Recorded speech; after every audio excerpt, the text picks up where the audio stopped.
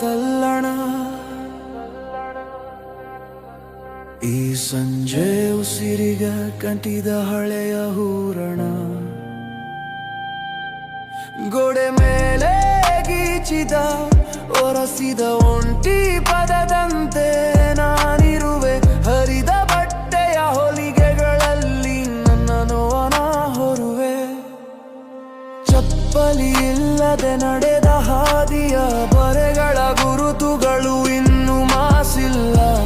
ನೋವುಗಳ ಸಿಹಿ ಖಾರ ಜೊತೆ ಉಪ್ಪಿನ ರುಚಿಗೆ ಸಾಟಿಯೇ ಇಲ್ಲ.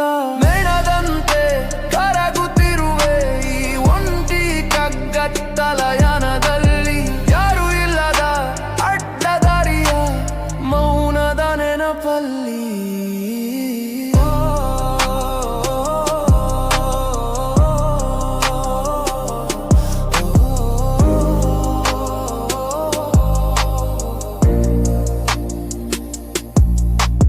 ಹಳೆಯ ಪುಸ್ತಕದ ಪುಟದಲ್ಲಿ ಸತ್ತು ಹೋದ ಕವಿತೆ ನಾನು.